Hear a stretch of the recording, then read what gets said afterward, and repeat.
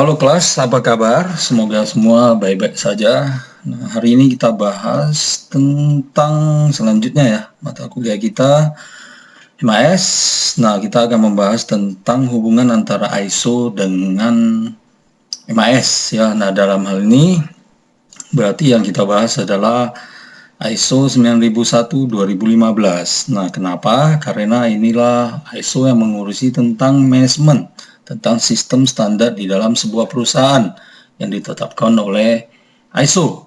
Nah, sama dengan tugas yang saya berikan minggu lalu, kita membahas tentang klausul yang ada di dalam ISO ini. Nah, gimana kita ketahui bahwa klausul di dalam ISO ini terdiri dari dua bagian pasal ya. Jadi klausul itu terdiri dari pasal-pasal di mana pasal di dalam ISO 9001-2015 ini itu ada 11 pasal ya, dimulai dari pasal 0 sampai pasal 10 ya. Jadi 0 sampai 10 jumlahnya tentu 11 ya. Dimana dari pasal ini kita bagi lagi menjadi dua ya, yakni satu bagian disebut bagian description atau penjelasan.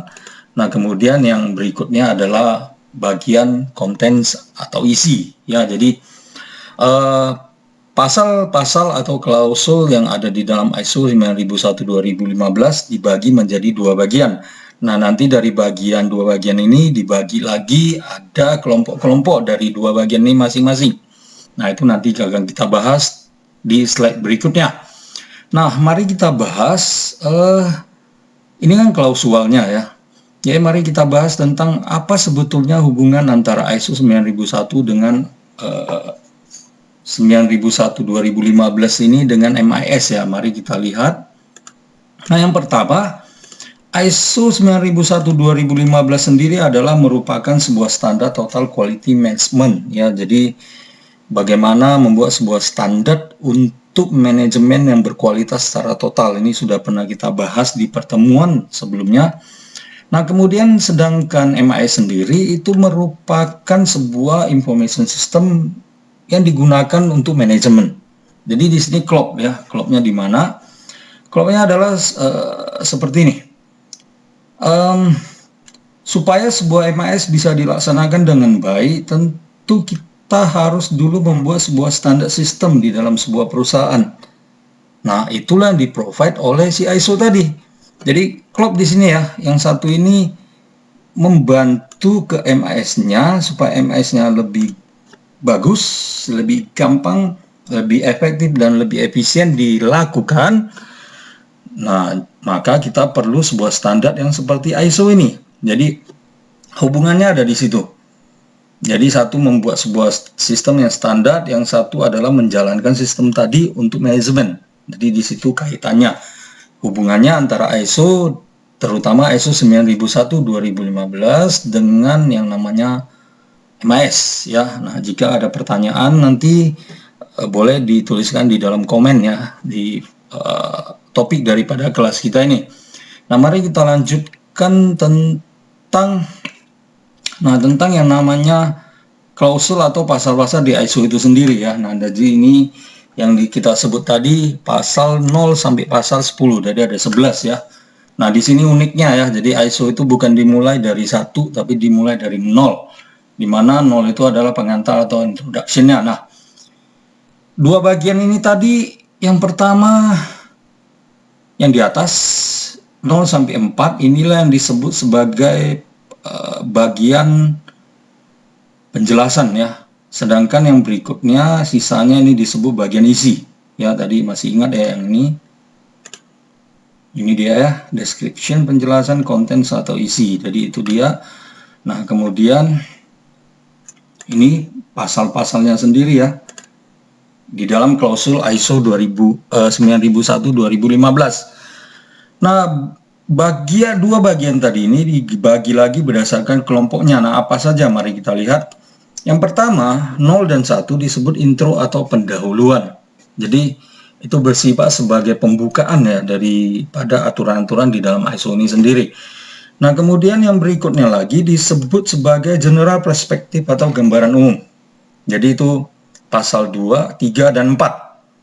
Ya, salah satunya itu mengenai acuan normatif, jadi apa saja yang menjadi acuan untuk melaksanakan ISO ini. Nah, kemudian yang pasal 3 itu adalah tentang istilah dan definisi. Jadi istilah-istilah apa saja yang dipakai di dalam ISO 9001-2015 dijelaskan di sini, dan definisi apa saja ya. Nah, kemudian berikutnya adalah konteks organisasi. Artinya yang disebut sebagai organisasi di dalam ISO itu seperti apa? Ya, seperti apa kira-kira? Nah, termasuk di dalamnya adalah eh, apa yang sebetulnya harus diurus oleh ISO di dalam perusahaan kita. Eksternalnya berupa apa, internalnya berupa apa, dan siapa saja atau bagian apa saja yang terlibat dan termasuk di dalam urusan ISO itu sendiri. Misalnya contoh, bagian-bagian atau eh, orang-orang yang terkait. Nah, orang-orang atau bagian di sini mungkin salah satunya adalah customer, karyawan, shareholder, dan sebagainya ya. Itu yang disebut sebagai, itu yang dijelaskan di dalam konteks of organization atau konteks organisasi di dalam klausul ISO pasal 4. Ya, itu dia. Nah, kemudian berikutnya. Yang berikutnya 5 dan 6, pasal 5 dan 6 di dalam klausul ISO itu merupakan uh, kelompok yang disebut sebagai kelompok manajemen. Nah, jadi Anda bisa lihat di sini bahwa kelompok itu dibagi berdasarkan fokus daripada pasal itu sendiri. Fokusnya kemana? Ya, jadi yang 5 dan 6 fokusnya adalah di manajemen. Jadi ini merupakan pasal yang dikenakan kepada manajemen. Jadi PIC-nya atau penanggung jawabnya adalah manajemen itu langsung ya. Nah, manajemen memang bertanggung jawab terhadap keseluruhan, tapi pasal 5 dan 6 khusus untuk manajemen itu sendiri.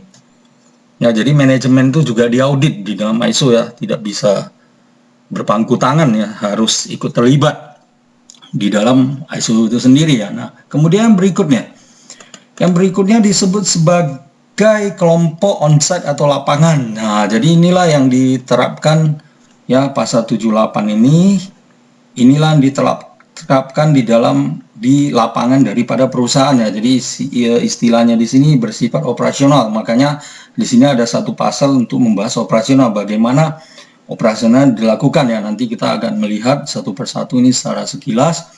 Nah, kemudian bagian atau kelompok yang terakhir itu adalah kelompok yang disebut enhancement atau pengembangan. Jadi bagaimana manajemen menjamin bahwa kualitas atau manajemen quality yang ada di dalam perusahaan itu berkembang terus ya. Jadi bukan hanya oh ini sudah ada kemudian sudah dilaksanakan ya sudah itu saja, bukan, tapi harus dikembangkan, ada enhancement, pengembangan ya. Jadi ada pasal khusus yang membahas tentang hal-hal tersebut. Oke, nah jadi itulah semua pasal yang ada di dalam klausul ISO 9001-2015 ya. Nah, mari kita lihat pasal-pasal itu sendiri ya secara lebih detail ya. Mari kita lihat di PDF berikut ini. Nah, jadi ini isinya beserta penjelasannya. Ini kebetulan yang ada pada saya ini ada bahasa Inggris dan bahasa Indonesianya ya. Jadi dua-dua bisa dilihat ya. Nah, kita lihat di sini ini ya. Jadi pasal 0. Oke, nah pasal 0 ini berisi tentang hal-hal yang bersifat penjelasan pengantar ya. Jadi kemudian di pasal satunya, nah ini ruang lingkup ya. Jadi ruang lingkup itu pembatasan bagaimana implementasi ISO itu diterapkan ya. Apa saja, nah kemudian acuan normatif artinya yang menjadi acuan kita untuk menerapkan ISO itu apa gitu. Standar yang dipakai. Nah, ini berarti ISO 9000-2015 atau sering disebut ISO 9001-2015. Nah, kemudian ini istilah dan definisi ya pasal 3 tadi ya. Nah, ini berisikan tentang istilah-istilah ya yang ada di dalam ISO.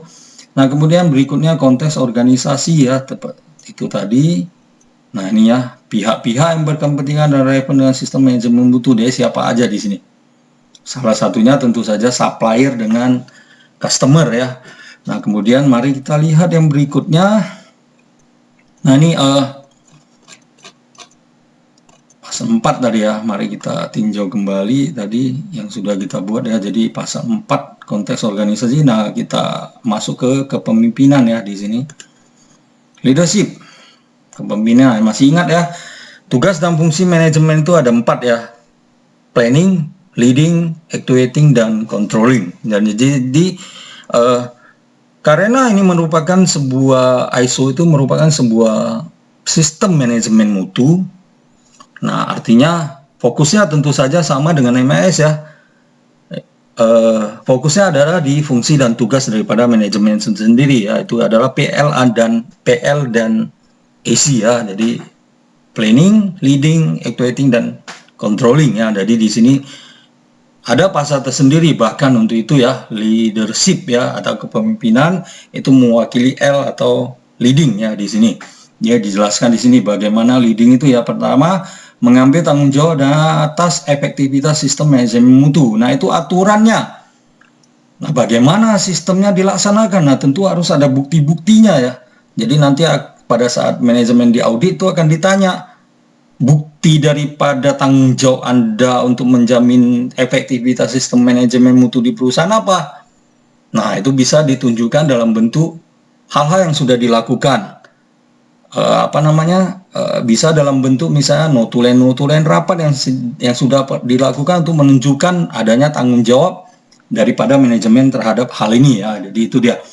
Nah, kemudian di sini ada ditulis memastikan bahwa kebijakan mutu dan sasaran mutu diterapkan sistem manajemen cocok dengan konteks daerah. Nah, ini juga salah satu yang diaudit. Jadi ditanyakan di sini, nah buktinya apa gitu. Jadi mungkin dilihat di lapangan ya, bagaimana kebijakan mutu yang sudah diterapkan di atas tadi itu sudah dilaksanakan di lapangan ya, buktinya apa gitu ya. Jadi langsung dilihat.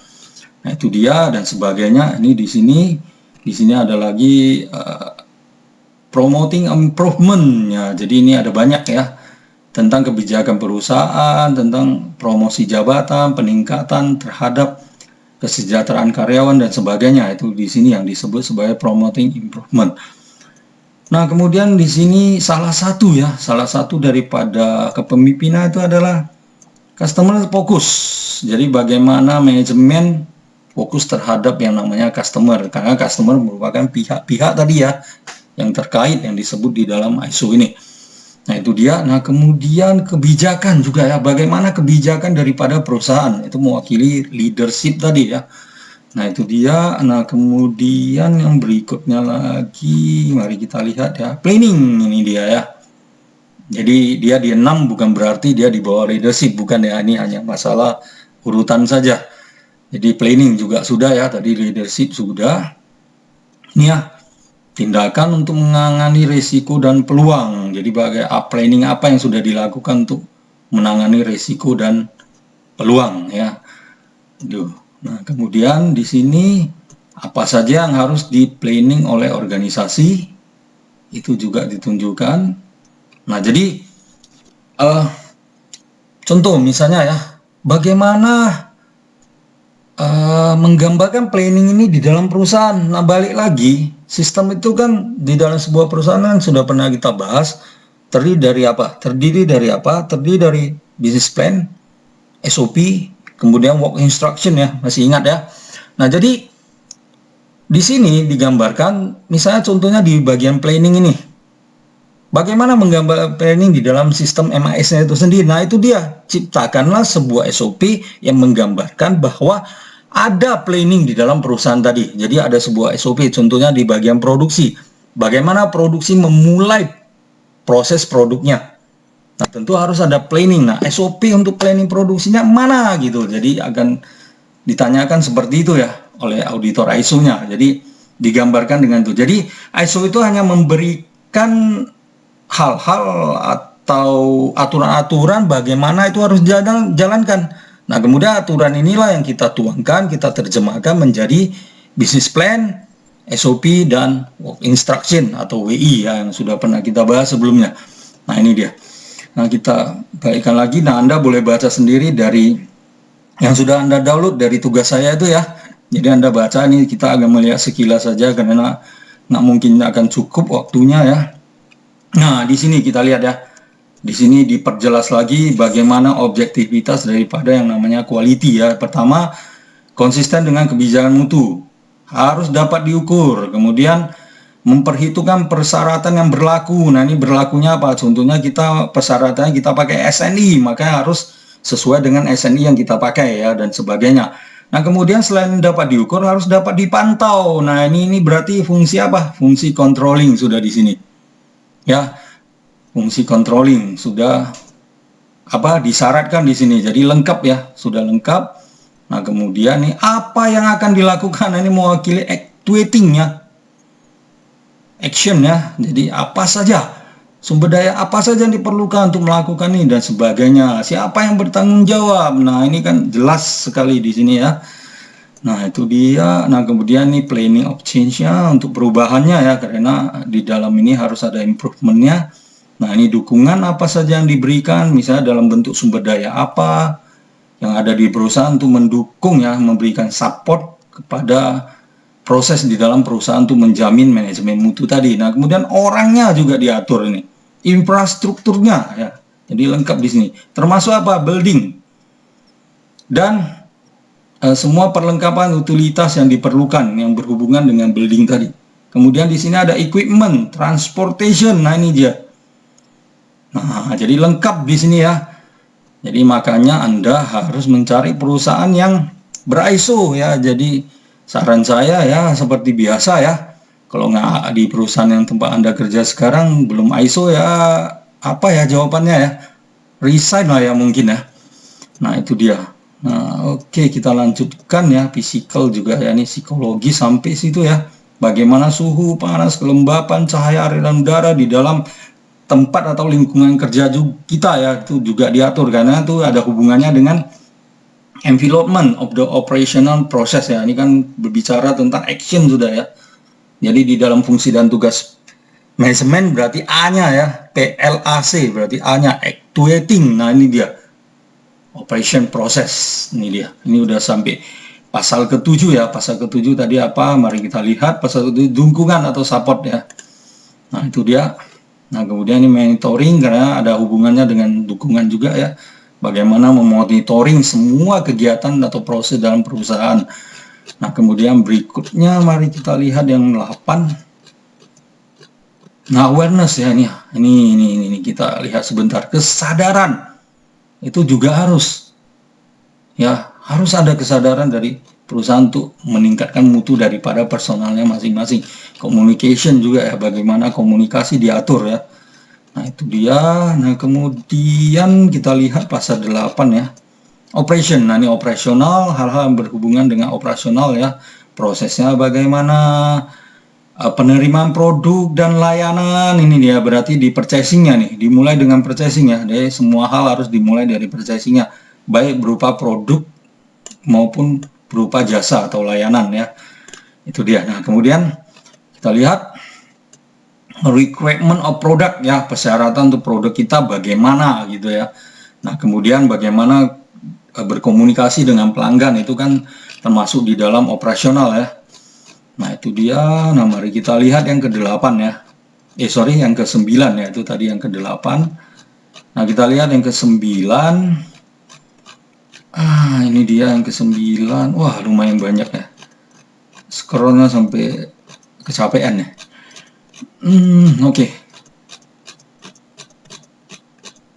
Nah, kita lihat yang ke-9.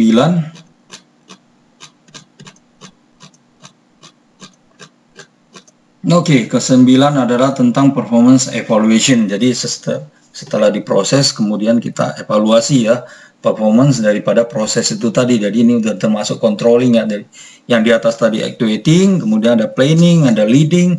Nah, yang sekarang adalah controllingnya. Jadi bagaimana memonitoring atau pemantauan, pengukuran dari hasil kerja tadi ya, itu dia di dalam pasal 9 ya. Kemudian bagaimana pengukuran kepuasan pelanggan. Nah, itu karena tolak ukur dari keberhasilan dari sebuah proses, outputnya ya, itu adalah bagaimana tanggapan dari customer. Tentu saja ya, kalau kita sendiri yang menilai ya tentu bagus terus ya.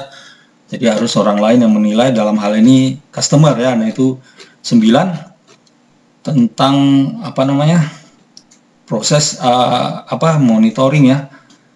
Nah, kemudian kita lanjutkan yang 10 ya. 10, nah ini tentang improvement atau peningkatan. Nah, apa saja di dalamnya kita lihat. Pertama, tentu saja peningkatan tentang produk dan layanan ya. Jadi tergantung perusahaan kita. Kalau perusahaan kita jasa berarti layanan yang harus ditingkatkan. Kalau kita adalah manufacturing industri, berarti yang harus ditingkatkan adalah produknya. Kemudian bagaimana mengkoreksi jika terjadi sebuah undesired effect ya, efek atau dampak yang tidak diinginkan timbul ya. Jadi seperfect apapun tentu ada dampak-dampak negatif daripada produk atau jasa kita ya. Kemudian bagaimana, tadi kan correctingnya ya. Nah sekarang bagaimana improve-nya supaya tidak lagi terjadi kesalahan-kesalahan, harus dikoreksi terus ya. Jadi improvement di sini intinya ya. Nah itulah semua pasal yang ada di dalam klausul ISO 9001 dan 2015. Jadi Anda bisa lihat inilah standarnya. Inilah nanti kita terjemahkan dalam bentuk SOP, instruction, business plan, supaya dapat diterapkan di dalam perusahaan kita. Nah dari itu tadi, nanti baru MAS lah yang membantu semua ini supaya menjadi lebih efektif dan lebih efisien ya. Jadi itulah tentang ISO dan MAS ya. Jadi Anda bisa lihat kembali video ini di dalam Google Classroom kita. Nah, saya rasa itu saja. Jika ada pertanyaan, silakan dituliskan di komen ya. Demikian. Terima kasih, sampai jumpa. Saran saya, jangan keluyuran ya. Saya tidak ingin di perjumpaan berikutnya mahasiswa-mahasiswi saja berkurang jumlahnya ya. Sampai jumpa minggu depan. Terima kasih.